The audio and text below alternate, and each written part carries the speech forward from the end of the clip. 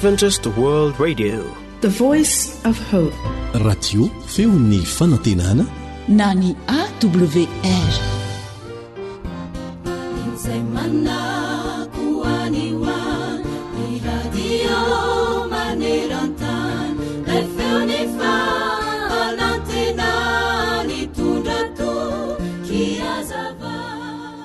Mety mandalo zavatsarotra angambo ianao, mety ho tojo olana sy alahelo ary akoviana ihany koa amin'izao ora ifampiresantsika izao. Nefa atsarovo mandrakariva izao lazainanao izao dia ahery sy ho mpandresy ianao. Ny olona dia mety handratra anao, fa Andriamanitra vonona ny hanasitrana anao. Ny olona mety hanao izay hanala baraka sy hanaraby ianao, fa Andriamanitra kosa hijery izay tsara indrindra ao aminao amin'ny maha olombelona anao. Ny olona mety hitsaratsara amin'endrika ivelany fotsiny, fa Andriamanitra kosa hitsara izay ao am-pona ao marina. Noho izany, aza izay fijerin'ny olona manodidina anao no ataonao antoka ahatonga anao anao zavatra anankiray, fa kosa izay hijeren'Andriamanitra anao, izay no ataovy antoka amin'izay rehetra ataonao. Raketo ao am-ponao ary, fa tsy mba toy ny fijerin'ny olona ny fijerin'i Jehova, fa ny olona mijery miseho ivelany, fa Jehova kosa mijery ny fo. Samuela 2:9-7, 5 tapany 2.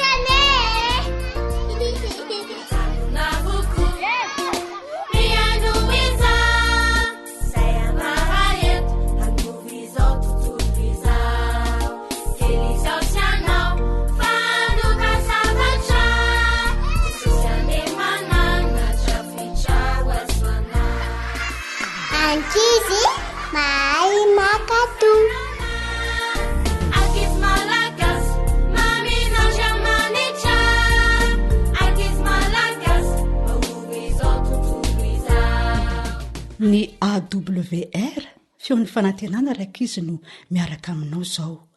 Isaorantsika Andriamanitra iray nanome antsika fotoana ahafahana miaraka toy izao. Misy lesona hafa indray omena ny ankizy rehetra anio, ka aoka hiaino tsara, mipetraka tsara amin'izay. Mahay manisy Jesosy.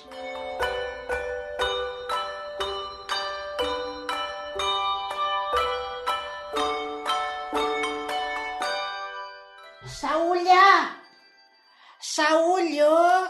Ahoana izay andry a? Aty ambadiky ny tranontsika aty a? Avy aty? Finnaka ny ataondry ato e.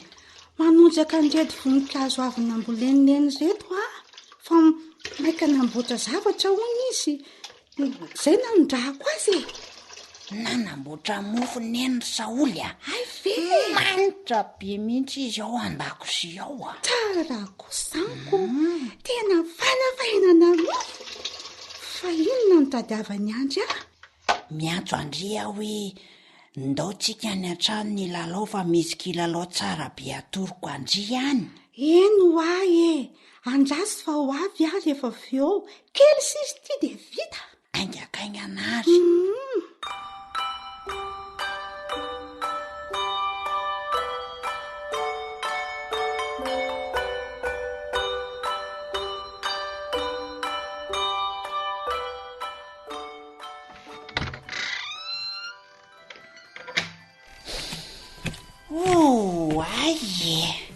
Manitra be za mofo namboarany izany a.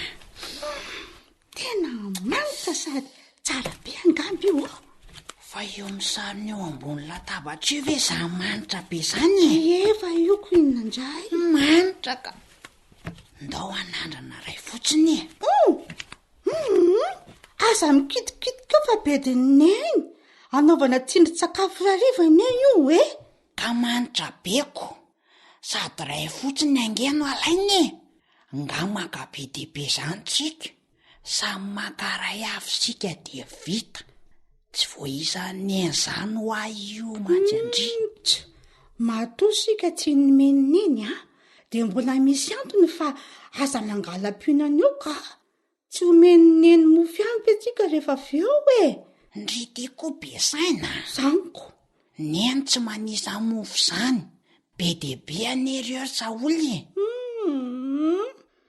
mety tsy manisa ngeny endry andry fa Jesosy mahalala nisan'io ainy Jesosy no manisa ny mofo io na firy ay tokoa mo tena mariny zany tena mahay manisy Jesosy satria na ny volondohantsika aza voisany voasoratra ao anatin'ny baiboly za mihitsy so ihany misaotra ndriry Saoly ny teny an'izay fa saika nangalam-pihinana mihitsy ateo ka andao amin'izay rotorizana ny kilalao da hoe de aniza zao mandeha lozatsika mijery mofo sy mihainy fofona mofo eto fotsiny ko manitra biako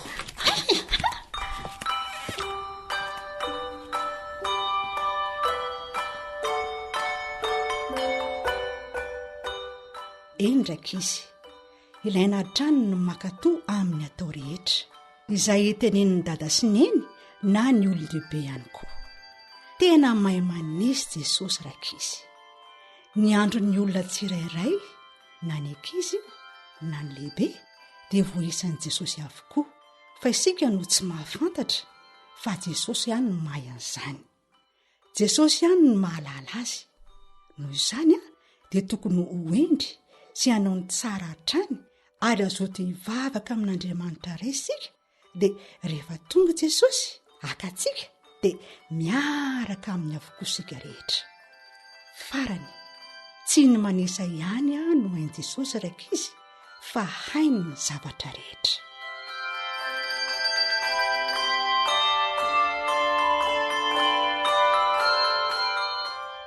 tantara na rindran'ny anitra nirina rivony nandrenisanao ny mpanoratra sy Sam.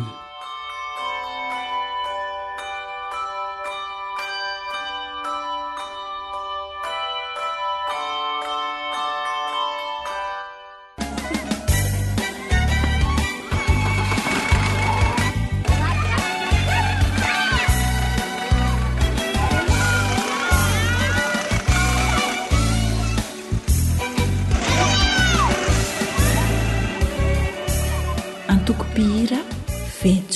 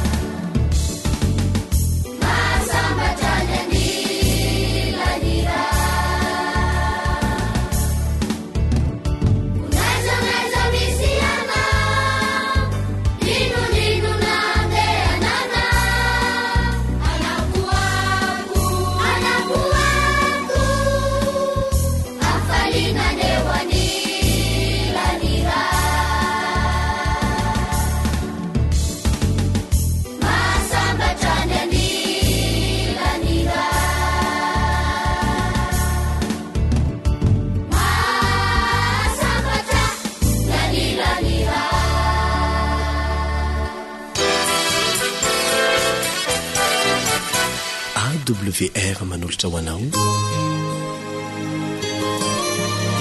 feon'ny fonantena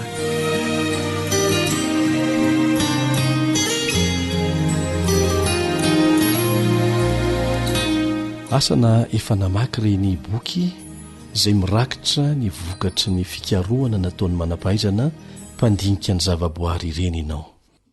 Miaiky ny akamaroan'izy ireny fa nisy mpanamboatra ireo zavaboary ireo fa tsy tonga ho azy.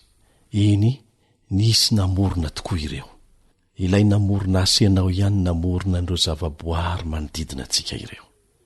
Matalanjona ny mahita ny voninahitr'Andriamanitra amin'ny alalan'ireny zavaboary ireny na dia efa simba ny fahotana azy izy ireny.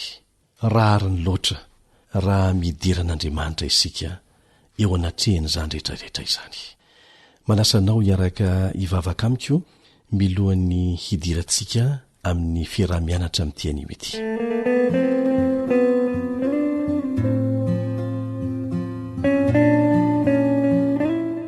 Rainay izay ny an-danitra misaotranao izay satria nomenao tombonandro indray izahay, menao fahafana malalaka ihany koa hanovy fahalalana sy fampahirezana avy amin'ny teninao.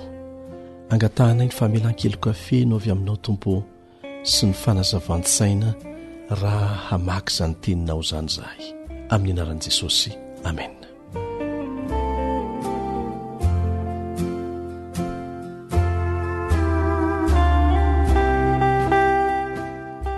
Dia fifaliana ho an'ny mpiara-mianatra ny tenin'Andriamanitra aminao, Elion Andriamitansoa ny miaraka aminao indray amin'ity anio ity. Teo aloha dia nataontsika indray mitompo maso ny amin'ny fomba namoronan'Andriamanitra an'ity tany misy antsika ity sy izay rehetra eo aminy.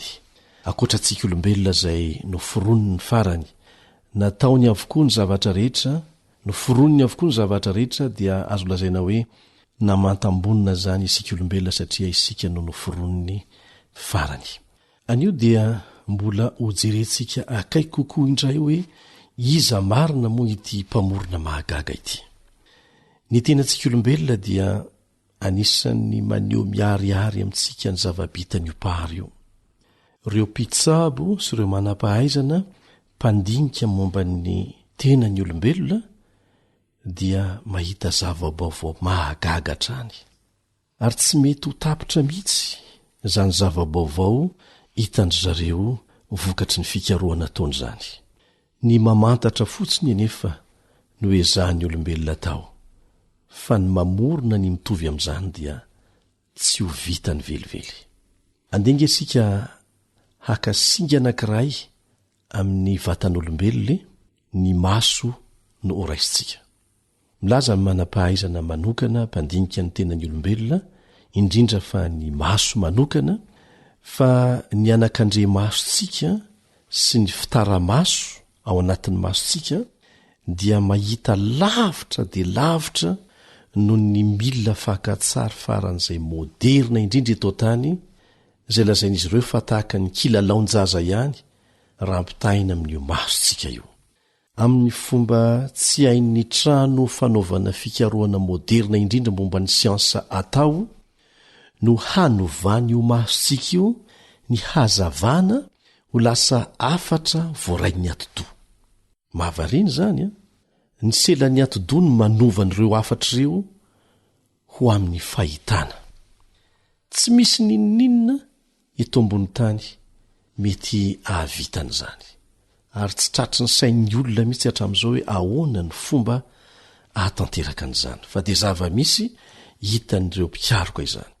Ny masontsika olombelona dia anisan'ireo izay maneho an'ilay mpamorona fitiavana, izay maniry antsika ahita ny fahatsarana nataony eto amin'ity izao tontolo izao misy antsika ity. Rehefa nahitan'izany ny mpanao salamo dia tsy ny salasala ao amin'ny salamo 7:30 Salamo 7:30 ny teny tahaka an'izao: hideranao aho fa mahatahotra sy mahatalanjona nanaovanao aho, mahagaga ny asanao ary fantatry ny fanahiko marimarina izany. Tsy ahitakarina ny firafitry ny saina sy ny vatan'olombelona, ary pahary endry izay ihany no afaka namorona antsika. Manasanao zay mba hazoto andinika n'ireny boky milaza valim-pikaroana mikasika ny olombelona ireny, mikasika ny zavaboary ireny, dia hiray feo amin'ny mpanao salamo ianao hidiran'Andriamanitra.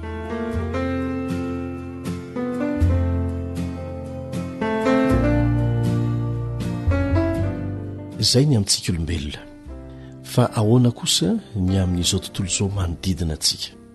Inona no azontsika ilazana fa Andriamanitra pahary no niasa tamin'ny famoronana izao zavatra ary rehetra hitantsika izao. Ny mpaminany Isaia dia manao fanamby amintsika rehetra mba hampiala ny masontsika amin'ny zavatra ity an-tany ety, ny zavaboary rehefa mampitolagagantsika ny hatsarany, dia hampifantoka kosa ny masontsika amin'izay nataon'Andriamanitra eny amin'ny lanitra eny vetivety. Zao no antso ataony ao amin'ny Isaia 7:4. Isaia 7:4. Asandrato ny masonareo ka mijery. Inona no hitantsika eny amin'ny lanitra eny? Kintana, volana, masoandro. Dia zao ny fanontaniana apetraky ny mpaminany Isaia. Iza nary an'ireny? Dia izy ihany mamaly azy. Jehova ny namoaka ny antokony araka ny isany sy ny antso azy rehetra amin'ny anarany avy, noho ny habeny fahatanjahany sy ny heriny tsy toa, ka tsy misy diso ireny na adiray akory aza.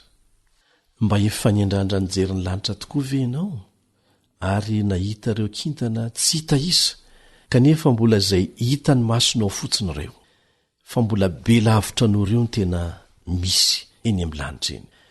Asa rehefa nanontany teny ianao hoe avy aiza avokoa ny fiaviana ireo kintana ireo? Tsy mba nahavarinanao ve hoe atraiza no nampiasan'Andriamanitra nireny sary anohatra ireny mba anampiny anao atakatra na dia kely monja aza ny amin'ny fahalehibeazan'izany rehetra izany? Indray andro dia nitondra ny Abrahama ray ny firenena Jiosy sy ny firenena Arabo nivoaka ny lay nisy azy Andriamanitra, dia nanontany azy raha mahisa ny kintana i Abrahama. Ao amin'ny Genesis 15:5 ahitantsika an'izany fanontaniana napetrak'Andriamanitra tamin'ny Abrahama izany. Genesis 15:5. Dia izao no nasainy ataony Abrahama: jereo angeny lanitra ka isao ny kintana raha mahisa azy ianao, dia ho tahaka an'izany ny taranakao. Teny fampanantenana nataon'Andriamanitra tamin'ny Abrahama izany. Misy mpandinika momba ny abakabaka anankiray ny laza fa raha toa ka afaka manisany fasika tsirairay eny amoron-dranomasina eran'izao tontolo izao ianao, dia mitovitovy amin'ny isa azonao amin'izany no isan'ny kintana eny amin'ny lanitra.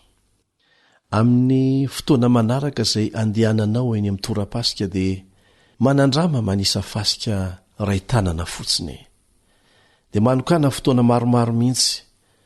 Tsy magagy Davida raha nilaza hoe: raha jereko ny lanitrao izay asa ny rantsan-tananao sy ny volana mankintana izay ny foroninao, inona moa ny olona no atserovanao azy ary ny zanak'olombelona no manginao azy? Ao amin'ny Salamo 5:7 no ahitantsika an'izay. Ary asa raha tsapanao raha fantatrao na efa ny saininao fa io Andriamanitra izay manjaka sy miazona io tontolo midadasika be io, lanitra sy ny tany sy ny ranomasina, dia sady mihevitra ihany koa ny olana mahazo antsika tsirairay eto an-tany. Zao no lazain'i Jesosy indray mandeha: tsy misy na dia tsintsina iray aza milatsaka amin'ny tany ka tsy hitan'Andriamanitra.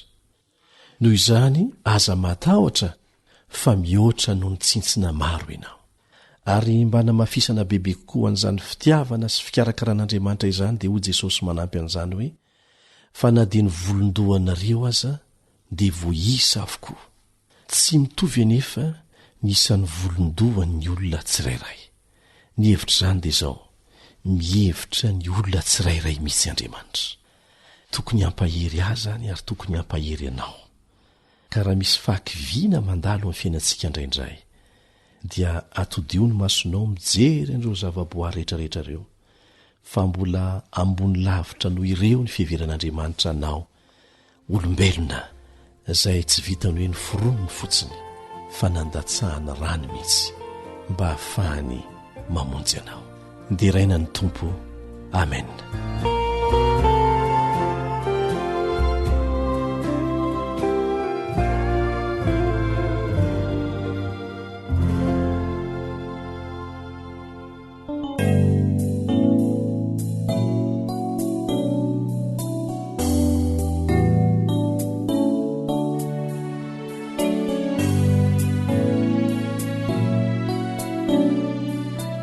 Antokopihira ATF Anosy be faro.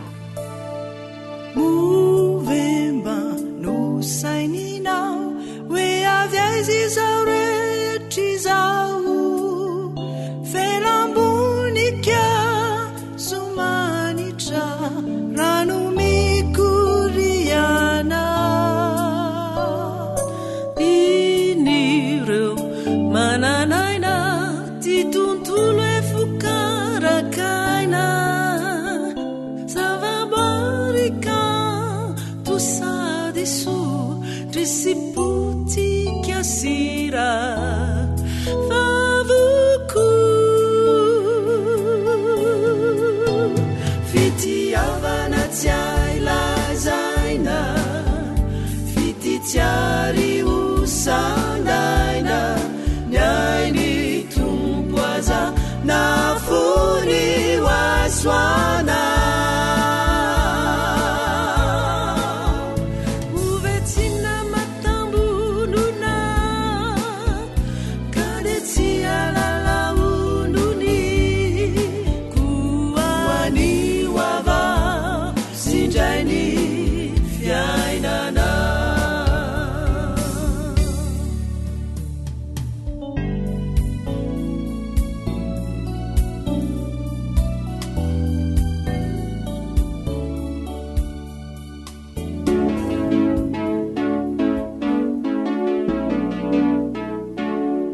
Tanora mandray andraikitra mitondra fanantenana.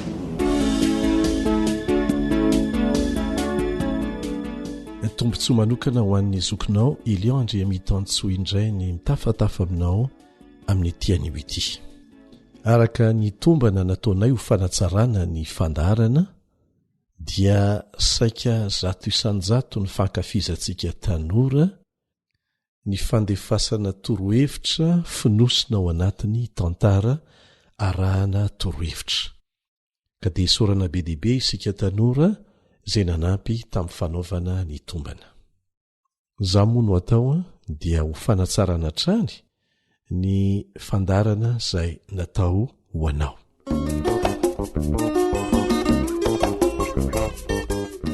nandray lesona.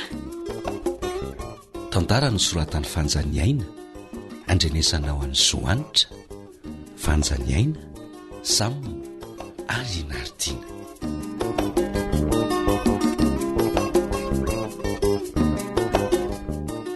Zany ve ny tena toetranao ry Miriam? Teny kely zay ve ny lazainy bako dia ampinandroahanao azy? Marina kosa anie ny fanamariany. Amin'izay ty endrikao ny valo arika, ny masonao ny vandravandra salamin'ny anaikitra mijery azy. Tena tsy napoziko marina e, nefa mba samy mpinamana ihany angesika telo dahy. Inona ny tsy napoziny? Za zany mihitsy.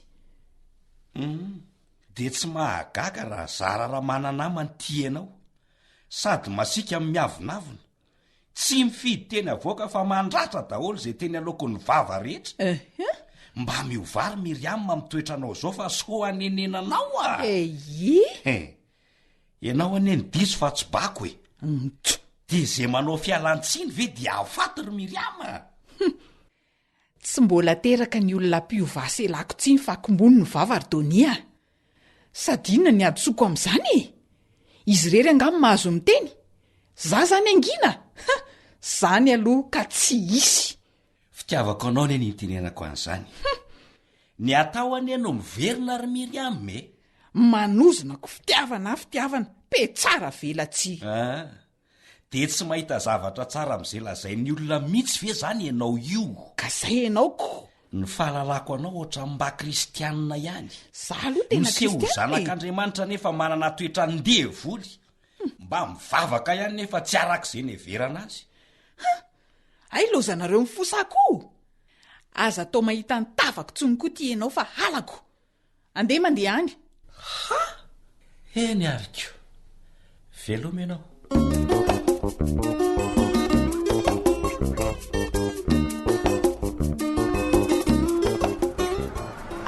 Azafady indrindra mademoiselle, mba afaka misaka kely ve ianao?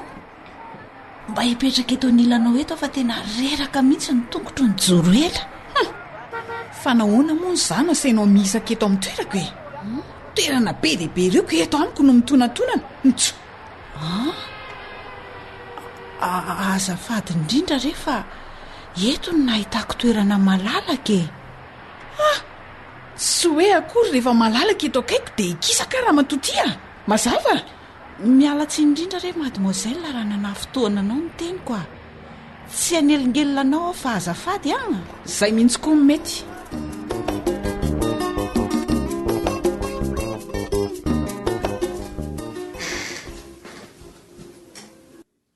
Efa ela no ny tsiritako hiasa ato amin'ity orinasa ity a. Tena tsara kosa aloha ato e. Sady tsara karama mihitsy ato a. Engany mba ho voaray araka ty asa tedaviko ty. Za koa ne mahay e. Azafady tompoko. Afaka mipetraka eto amin'ny toerana eto sika rehetra le anao entretien d'embauche. Miandry ny anjarantsika hiditra ao amin'ny tale.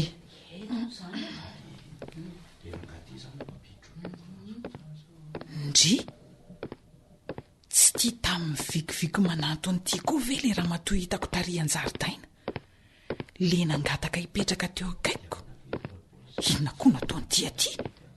Hitady asa? Sao ve ahazo asatona anirinify ary ny koa? Tonantonana. Manahoana daholo tsika rehetra? Manahoana ianao? Tomatadidy. Manahoana? Manahoana tompoko? Salama tompoko e.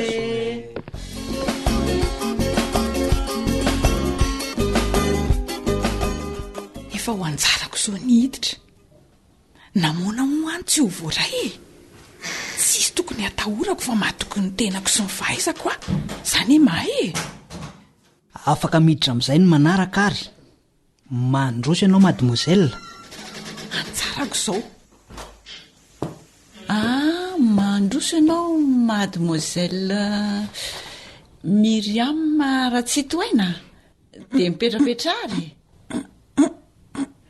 Lanitro matya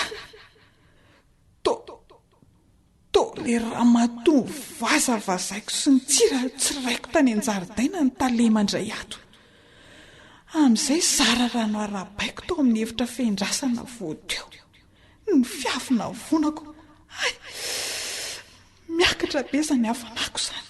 Losy tia mara.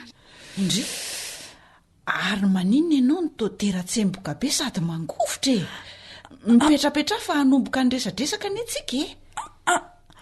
Aleo anjefa veloma. Indry fa hoaiza re ianao e. Miverena re. Aza matahotra fa mamela ny elokao a. Miverena dia mipetraha aloha fa iresaka tsika. Miala tsy indrindra tompoko. Miala tsy indrindra e. Myriam Ratsitoaina, mamela ny fahadisoanao fahazamanahy. Ny fahitako anao dia tovavy mahafinaritra. Saingy nahoana reny dia atositosika eo ny olona manodidina anao e. Eny e, araka ny fahitako azy aloha mety nanana olana angamba ianao tamin'iny fotoana iny ka tsy omeko tsiny. Nefa aza matahotra fa hivavaka ao anao mba hamahan'Andriamanitra n'izany. Sa tsy zany? Misaotra tompoko. Eny tompoko. Ary mipetra ao aloha ianao dia ndao tombontsika ary ny resadresaka e. Raha matoa taleo tsy mendrika hipetraka eto akory any nefa nyraisinao tamin'ny alemem-panahy zany ny tena atao hoe kristianina marina. Misaotra betsaka indrindra tompoko, lesona goavana indrindra teo amin'ny fiainako ny raisiko androany. Misaotra re tompoko.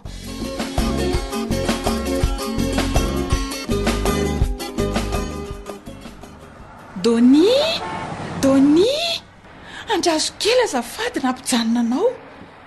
Ndry Miriam, fa tena i Miriam fa nahoana no misaotra betsaka indrindra ny andry Donia. Fa ahoana manofy asa Miriam marina vety za mihitsy tiry Donia. Aizy bako fa tena mitady azy koa ane ay. Gaga ianao satria niova mifona ary Donia. Marina daholo reny fanamariana nataonareo momba taloha rehetra reny. Milaza ny tenako mpivavaka kanefa olona tsy nanam-pitiavana, masika, feno fankahalana ary vehivavy miavonavina, ratsy toetrako daholo zany. Fa nisinina nitranga ry Miriam nahita mbola tsy fahitako ahy ary vidiako lafo de lafo teo amin'ny fiainako zany. Fantatro fa alan'ny olona no nitoetra ratsiko. Tsy mba misy olona ty hafa vao mainka aza maneso aho hoe miseho mpivavaka nefa azafady fa za mihitsy no anisan'ny teny an'izany. Fantatro anefa marina zany, saingy tehana mary tena vao mainka nampirehatra ny atezerako ny fandrenesako an'izany, ary vao mainka nankalako ireo rehetra miteny sy mitsaratsara amin'izay ataoko. Ndray andro anefa tsy nampoisiko ry Donia. Nisy madama tojo aho, nanovako toetra tsy zaka, niavona vonako, nameko teny maharary sy fanivaivana, kanefa tsy nampoisiko fa ay talehan'ny orinasa izay niriko mafy mba esany olona io. Ka lozana e zany. Tena loza kosa. Eno ah? Dia ahoana? Inona ho ianao no nitranga? Tsy mba niavona na nanao teny marary kely tamiko akory izy arak'izay niotreretiko. Fa fitiavana sy alemem-panahy ary famelan-keloka no nasitriny an'izany. Lesona goavana voaraiko ry Donia, ary izay dia ampina nova, tsy ho adiniko mandrak'izay zany. Zany madama zany no atao hoe tena kristianina marina ry Donia fa tsy izaha. Tena marina zany. Mifona aminao ary Donia, be ny tsy nety nataoko taminao. Navesatra loatra angamba izy ireny a. Eny, mety tsy ho androany azy ianao no amela, fa andrasako foana. Maniry mafy mba hanana toetra tsara mba olona mateo tia sy malemy fanahy tahaka an'izay talezay amin'ny androko rehetra ry Donia. Dia iriko raha mba ho mpinamana foana koa tsika ohatry ny taloha. Nahoana moa any tsy amelan'eloko aho misaotra Donia. Ary za koa mangata-pamelana aminao satria mety nisy tsy nety nataoko taminao. Afaka miova ny zavatra rehetra. Ny zavatra rehetra dia manome lesona ny fiainantsika, fa anjarantsika mandray izany na tsiry Donia. Ary tsy ny olona ny terena iova arak'izay tianao, fa ianao mila miova raha te ahita fanovana, fahombiazana ary fiadanam-po. Marina izany.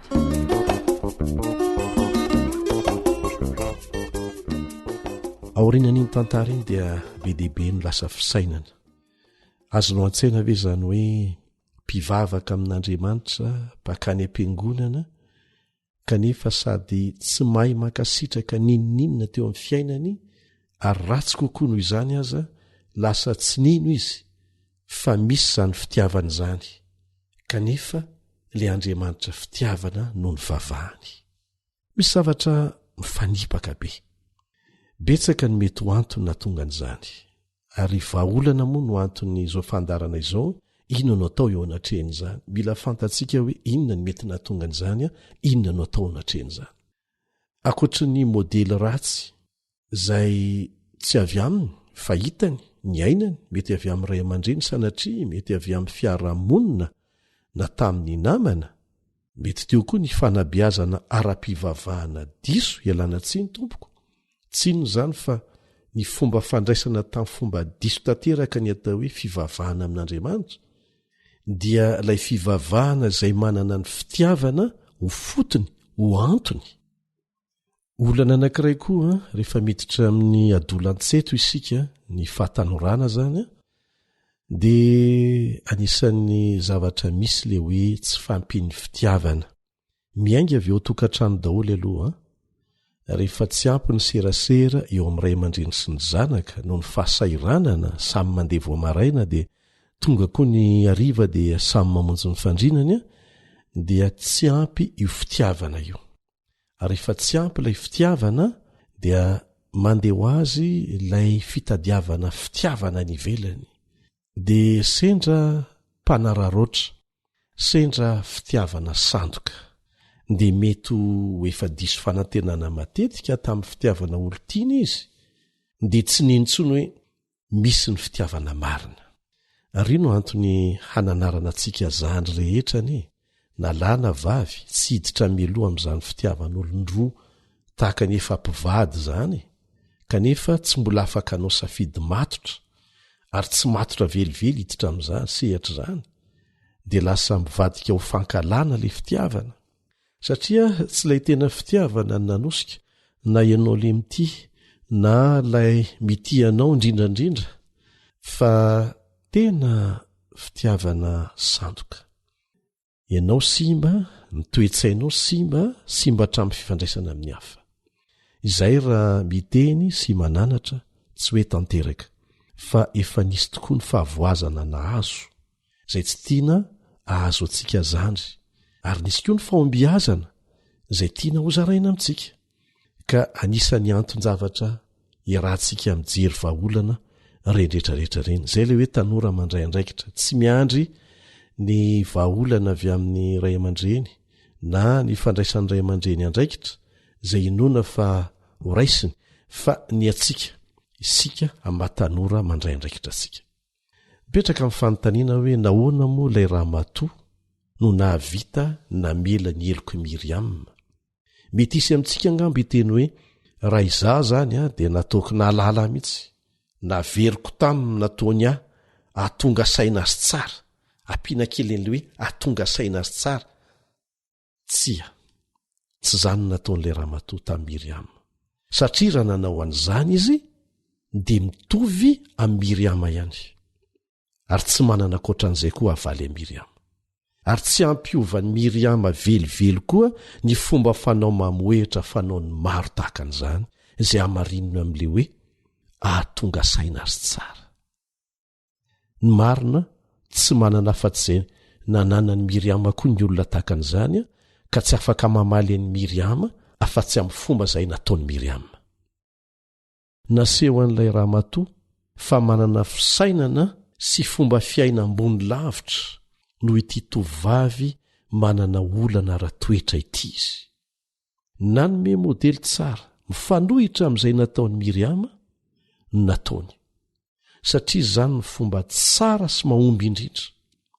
ary hitantsika teo ny vokany tsy hainy raha teo ny namerina tamin'ny Miriama ny fihetsika ambany dia ambany natao taminy satria efa tsy any amin'izany tsony izy fantatra ilay raha matoa fa tsy afaka manome afa-tsy izay nananany ity tovavy ity tsy afaka naneho fitiavana izy satria tsy nanana fitiavana no ny lainy arak'izany mba hahafahany manome fitiavana amin'ny hafa dia nandaitra tokoa izay nataon'ilay raha matoa taminy ary tsarovy fa ny fitiavana marina tahaka an'izany dia mitombo arakaraka ny zarana azy ary izay natonga ilay raha matoa ny zarana izany tamin'ny Miriama izay tsy manana an'izany ary izany ny tsy ampy na tsy misy mihitsy aza amin'ny akamaroan'ny fiarahamonina misy atsika mifanenjika isika fampitsara isika de mifandatsa dia verimberina eo zay lay fitiavana tsy misy tsony tofoky ny fitiavatena sy ny fitiavana sandoka isika dia lasa ny fitiavana no ankalaitsika fa mila mikatsaka lay tena fitiavana marina isika raha ikatsaka ny fitiavana marina ianao dia azadonoina fa Andriamanitra lay namorona sy namonjy anao dia fitiavana tena vaingam-pitiavana mihitsy izy fa tsy hoe toetra iray ananany fotsiny atao fitiavana ka rehefa mifankazatra aminy ianao dia ho ampianariny ianao ho asehony ianao ho afindrany aminao tahaka nataon'ilay ramatoa tamin'i Miriama izany atao hoe fitiavana marina izany ary izany no atonga antsika koa ho afaka maneho fitiavana amin'ny hafa tahaka n'izay nitiavana antsika fa rehefa kely ny fifandraisantsika amin'Andriamanitra dia miaritra izany fitiavana izany eo amintsika dia tsy manana karazam-pitiavana afa-tsy izay hitovizana amin'ny hafa isika hitantsika amin'izay masarobidy ilay hoe miaraka amin'Andriamanitra naseho an'ilay ramatoa any Miriama tao anatin'ity tantara ity ny atao hoe kristianina marina manahoana ilay kristianina marina sady mahay mamela heloka no afaka manome modely tsara ny amin'ny atao hoe faneho-pitiavana marina tsy mitady tambiny tsy mitady valiny ary eo amin'ny fiainana andavanandro no hanehoana ny mahampivavaka marina amin'Andriamanitra tahaka n'izay nataon'ity ramatoa ity fa tsy amin'ny fanehoana hasiahana amin'ny hafa izay mifanipaka amin'ny toetra n'ilay Andriamanitra handehanana ny ampiangonana isan-kerinandro anisan'ny nampihemotra nyity tovovavy ity ohatra tamin'ny fivavahana lasa tsy nivavaka tsony izy ny fandraisana tamin'ny fomba diso izany hoe fivavahana amin'Andriamanitra izany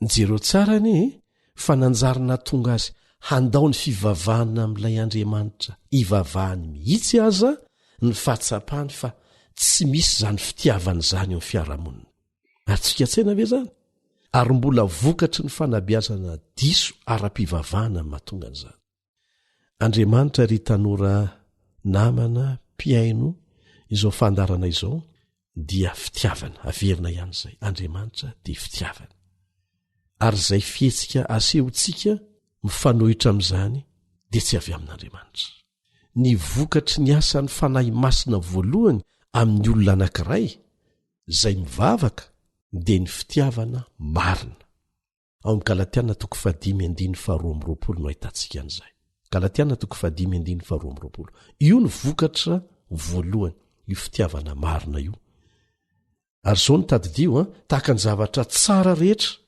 dia misy koa ny fitiavana sandoka afafin'ny Satana ary tsy nahita fa tsy reny Miriama tamin'ny voalohany dia lasa ny fitiavana no ankalainy hoy Jesosy hoe raha tia ahy ianareo dia hitandrina ny didiko ary tsika tsara ve zany ny hevitra izany dia izao ny fitiavana azy izay fitiavana azy izay ihany no tian'Andriamanitra anosika antsika hitandrina ny didiny ny didin'Andriamanitra dia miisa 10 dia miantony eo amin'ny fitiavana avokoa izy tsirairay ireo miantony eo amin'ny fitiavana avokoa halan'Andriamanitra ary tsy ankasitrahany mihitsy ny mahita olona miezaka hanaja ny didiny antery tsy misy fitiavana marina azy akory aoka tsy ho adino izay kanefa impiry moa isika ny mahita olona na isika mihitsy azy ny manery olona hitandrina ny didy antery ankolaka na mivantana nanaovana azy ary tsy vitsy ny voatery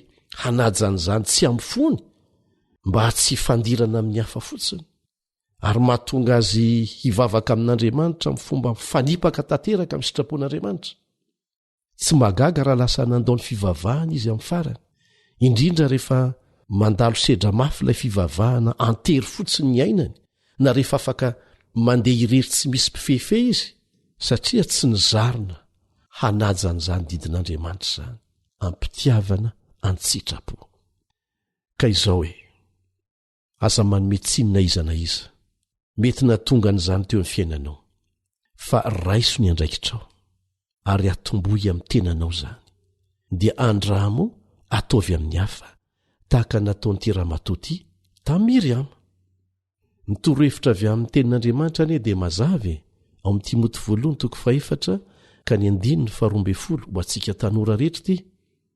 Timoty 1:4 ka ny 12 zao ny voalaza zao a irahantsika mijery amin'ny anaran'i Jesosy irahantsika mamaky zao ny filazany.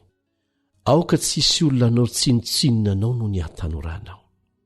Tsy hoe mbola tanora fanahy azagaga raha tahakan'izany ny fomba fitondrantenany, raha tahakan'izany ny fomba fiteniny, raha tahakan'izany ny fomba fiainany, aza vela isiteny an'izany aminao. Fa izao toizantsika aoka ho tonga fianarana ho an'ny mino ianao. Ahoana hoe ianao ao anatin'ny fahatanoranao mihitsy zany a no tian'Andriamanitra ho tonga fianarana, tsy ho an'ny olona hafa akory aza, fa ho an'ny olona izay mino an'Andriamanitra ianao mihitsy milasa modely. Ary amin'ny lafininavo ianao amin'ny fiteny, amin'ny fitondrantena, amin'ny fitiavana, amin'ny finoana, amin'ny fahadiovana. Azo atao zany matoa nasain'Andriamanitra ataontsika ry tanora zany isany.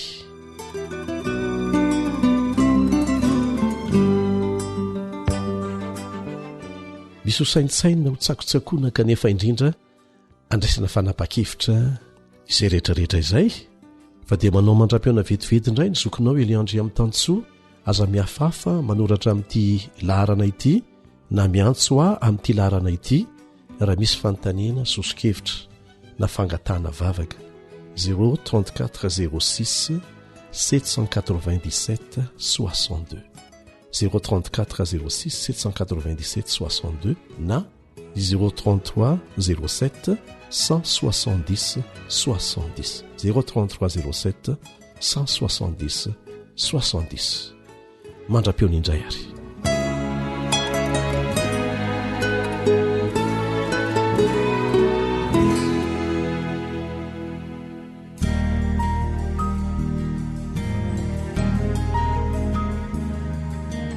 Faniteninao no fahamarinana. Taridalana manokana fianarana baiboly avoaka ny Fiangonana Adventista maneran-tany. Iarahanao amin'ny radio feon'ny fanantenana.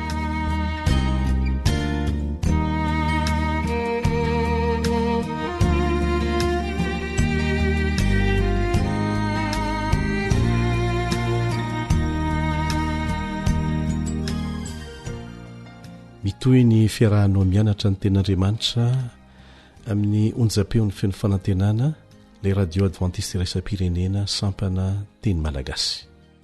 Isorana manokana ireo radio FM izay miara-miasa aminay ary manamora ny fahafahan'ireo mpiaino azy miaino izany fandarana izany. Mombanareo ny Andriamanitra. Io koa moa zany ny onjam-peo samihafa izay ampiasaina mba hatratrarana ny olona mipetraka ny amin'ny faritra izay tsy tratra ny FM mihitsy na eto Madagasikara na any ivelany. Isika ny ivelan'ny Madagasikara moa dia miaino zany amin'ny fomba samihafa izay mety amintsika. Ao ny miaino zany amin'ny alalan'ny podcast, amin'ny internet, na amin'ny alalan'ny site AWR na amin'ny alalan'ny application AWR 360 izay mbola ny tanàna antsika izay manana fahafahana mampiasa an'izany. AWR 360 zay no anaran'ilay application ahafahanao mijery fijoroano vavolombelona BDB hatramin'ny taty Madagasikara dia hitanao ao dia fianarana baiboly BDB ihany koa ary fahafahana mihaino ny fandaranay amin'ny teny pirenena 300 mahery. Zany no atao dia ny atonga ny fitoriana ny filazantsara handeha aingana satria tsarovy fa kely dia kely sisa, tena kely sisa fahafahantsika mitory ny filazantsara malalaka.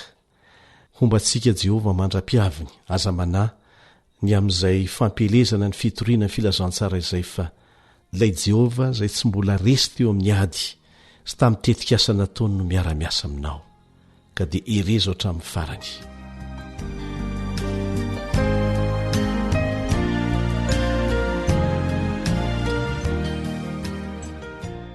Amin'ny tian'io ty isika dia hijery fomba fiheverana sy finoana tsy ara-baiboly hafa indray makasika ny maty. Tsy inona izany fa ny ny fisian'ny paradisa izay feno fanahy tsy manana vatana. Misy indray ny mino an'izany hoe rehefa maty ny olona dia miakatra any amin'izany paradisa izany ary-ny fanahan'izy ireo dia mipetraka ny sambatra fa tsy manana vatana izy ireo. Na dia tsy manaiky ny fisian'ny afo fandiovana aza ny protestanta dia maro ny mino fa ny fanahan'ireo olo-marina nodimandry dia mifaly sady any paradisa eo anatrehan'Andriamanitra. Maro no milaza fa ireo fanahy ireo dia fanahy tsy manana vatana. Sasan'ireny dia mino fa fanahy tsy manana vatana izy ireo saingy rakofa ny vatana ara-panahy feno voninahitra. Ahoana indray izany? Ahoana ny lazain'ny Baiboly mikasika an'izany? Tsorona avy hatrany aloha fa tsisy milaza an'izany eo anaty Baiboly. Hevitravina eritreritryolombelona izany na fandikana amin'ny fomba diso ny ampahany kely eo amin'ny tenin'Andriamanitra sasany. Mila mianatra ny tenin'Andriamanitra isika. Ireo izay mino an'izany anie dia tsy mahatsiaro faly akory rehefa maty ny havany. Tsy mitondra fiononana ho azy akory ny fahalalana hoe hiakatra any paradisa ny fanahan'ilay havany. Raha tena marina tokoa ve izany dia tsy tokony ho faly isika, saingy tsy marina izany. Ny fitsanganan'ny tena amin'ny maty amin'ny fotoana iavian'i Jesosy, izany ny fanantenana tena azo antoka ary amporosian'ny ten'Andriamanitra antsika mba hifampahirezana rehefa misy ireo olona izay nodimandry. Ny tsangan-kevitra izay nitany saintsika teo dia manimba ny fotom-pinoana ara-Baiboly momba ny fitsanganana amin'ny maty amin'ny farany sy ny fitsarana ny maty. Nahoana ny misy fitsanganana amin'ny maty sy ny fitsarana araka ny voalaza ao amin'ny Apokalipsy 2:12-20 raha toa efa mifaly sady any paradisa ny fanahan'ireo olo-marina. Misy zavatra mifanipaka anie izany dia hamaky andiny vitsivitsy eo amin'ny soratra masina arsika. Ny voalohany dia izay voalaza ao amin'ny Asin'ny Apôstôly 2:7-20, ny 4-30 ary ny 5-30. Asan'ny Apôstôly 2:2 ka ny 7-20, 4-30 ary ny 5-30. Manampy an'ireo ny ao amin'ny Korinthiana voalohany 2:10 ka ny 5-20 ka hatramin'ny 7. Korinthiana voalohany 2:10 ka hatramin'ny 7. Atombontsika amin'ny izay voalaza amin'ny Asin'ny Apôstôly 2:7-20. Zao ny voalaza ao: ry rahalahy, aoka mba hilaza aminareo marimarina ny amin'ny Davida patriarka, fa efa maty izy ka nalevina koa, ary ny fasany eto amintsika mandraka androany. Dia raisika ny 4:30. Fa tsy Davida niakatra tany an-danitra, fa hoy izy, Jehovah nilaza tamin'ny tompoko hoe mipetra eo an-tanako ankavanana, ambara-panaoko ny fahavalonao ny fitoeran-tongotrao. Raisika indray amin'ny Korinthiana voalohany 2:10 manomboka amin'ny 4:40. Raha tsy hatsangana ny maty, na dia Kristy koa aza dia tsy natsangana. Ary raha tsy natsangana Kristy dia foana ny finoanareo, ary mbola ao amin'ny fahotanareo ihany ianareo. Dia very koa izay efa nodimandry ao amin'ny Kristy. Ny fitsanganana amin'ny maty izany no nisan'ny goavana be mihitsy ao anatin'ny fanantenana ny finoana kristianina, fa tsy ny fijanonana ao am-pasana aorianan'ny fahafatesana. Baiboly izany eto araka ireo teny novakitsika teo amin'ny soratra masina dia mampianatra fa ny olombelona rehetra izay efa ny an-danitra dia nakarina velona, fa tsy ny hoe fanahany fotsiny ho any. Anisan'izany Enoka ao amin'ny Genesis 5:4 no ahitanao an'izany. Genesis 5:4. Anisan'izany Eli ao amin'ny Mpanjaka faharoa 2:7-20 no ahitanao an'izay. Mpanjaka faharoa 2:7-20. Misy koa ireo natsangana tamin'ny maty dia velona soamantsara izany izy any an-danitra. Anisan'izany Mosesy ao amin'ny Joda 7 no ahitanao an'izay. Joda 7. Misy koa ireo izay natsangana niaraka tamin'i Kristy rehefa nitsangana tamin'ny maty Jesosy, ho santatr' ireo izay hitsangana amin'ny maty amin'ny fotoana iavian' jesosy indray ao amin'ny Matio 7:20 andiny fa 1:50 ka hatramin'ny 7:50 no ahitanao an'izay. Matio 7:20 andiny fa 1:50 ka hatramin'ny 7:50. Zany no fampianarana mazava ao amin'ny Baiboly. Mazava tsara ireo. Dia misy indray manontany hoe ahoana ary no hanazavana ny amin'ireo fanahy eo ambany alitara izay miantso an'Andriamanitra mba hanao famaliana ao amin'ny Apokalipsy 7:7-10. Araka ny efa hitantsika fa nianarana teto mikasika an'izany tao anaty lesitsika dia fanoharana ny amin'ny fitakinany rariny fotsiny ihany no voalaza ao fa tsy zavatra misy arabaky teny ary tsy hahafahana manaporofvelively ny tsangakevitra ny amin'ny tsy fahafatesan'ny fanahy tompoko.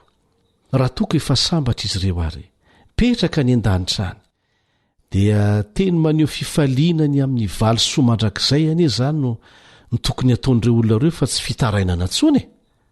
Azotsika izany ny Baiboly dia milaza mazava fa ny fasana dia toeram-pialatsasatra ho an'ireo maty tao amin'i Kristy.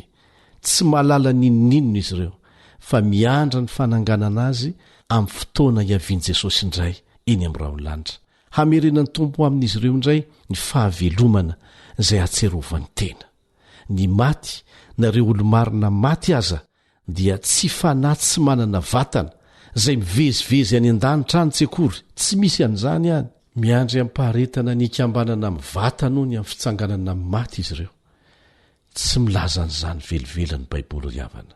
Vakio tsara ireny Baiboly, tsy rehefa nahazo ny fonao ny mpampianatra anankiray na iza dia hinonao dolo izay lazainy fa hamarino amin'ny tenin'Andriamanitra. Mbola fampianarana hoentin'ny Satana hanamarinana ny lainga efa nataony hatrany Edena ange zany le manao hoe tsy ho faty sekory ianareo. Dia eto izany avadiny kely hoe tsy maty ny fanahinareo fa ny vatanareo no ny ampasana. Tsy ara-Baiboly izany.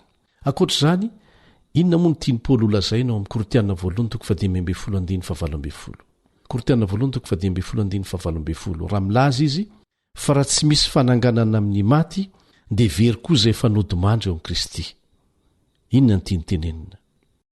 Amin'ny fomba ahoana ary ianao no hahavery azy ireo raha marina fa efa miaina ny fahasambaran'ny lanitra sahady izy hatramin'ny fotoana nahafatesany. Ny fitsanganana amin'ny maty dia fotom-pinoana fototra sy manan-danja ao amin'ny testamenta vaovao ary mazava tsara ny fanambarana momba an'izany. Anisan'izany koa ny fotom-pinoana ny amin'ny fitsanganana amin'ny maty amin'ny fiverenan'i Kristy. Dia ireo fahamarinana mazava ireo izay tokony hiteraka fanantenana ambony dia ambony ao anatintsika zany dia tsy misy tsony vokatry ny fampianaran-diso milaza fa efa miakatra ho any amin'ny valosoany mandrakizay ny maty aorianany fahafatesana. Dina intsony izany ny ilana fananganana maty raha izany. Efa ny aparadisa ve izy dia mbola antsoinao hidiny ety indray? Mampalahelo anefa fa dia atao tsy anjery be fotsiny izany fampianaran-diso izany rehefa misy maty, indrindra fa amin'ny fotoam-pandevenana hoentina mampionona ny olona kanefa tsy mampionona velively izany. Misaotra an'Andriamanitra isika fa mahalala ny marina izay mazava tsara ao amin'ny tenin'Andriamanitra. Mampirisika anao hatrany izay hamaky hanamarina ho an'ny tenanao. Amen.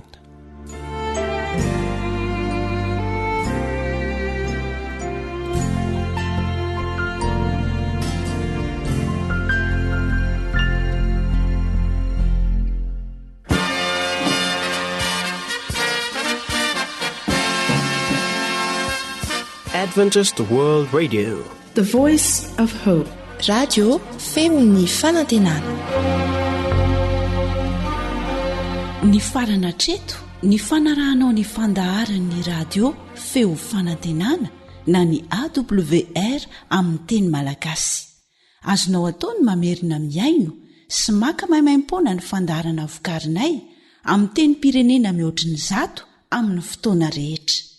Raisoaryn'ny adresy ahafahanao manao izany: awr.org